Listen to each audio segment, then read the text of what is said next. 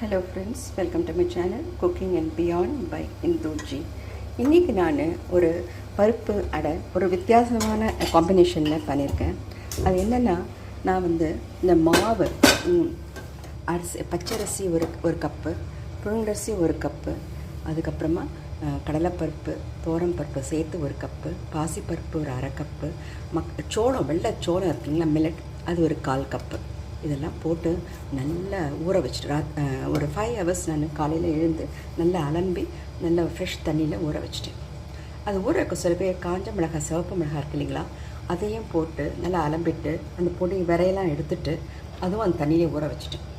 அதுக்கப்புறம் 5 years ஆறின பிறகு அதை மிக்சியில் போட்டு நல்லா கிரைண்டரில் போட்டு நான் அரைச்சிட்டேன். ஆக்சுவலி அரைச்சிட்டு உப்பு போட்டு நான் ஃப்ரிட்ஜில் நேற்று ஈவினிங் எடுத்து வச்சுட்டேன். அதுக்கப்புறமா இன்றைக்கி மார்னிங் எழுந்து தாளிப்பு கொடுத்துருக்கேன்.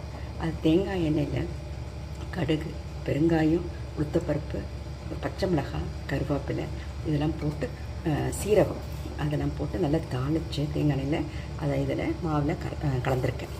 கலந்துட்டு ஒரு கரண்டியாக சின்ன கரண்டியாக விட்டு இந்த மாதிரி மூடி வச்சுருக்கேன். மூடி நல்லா வேகுது.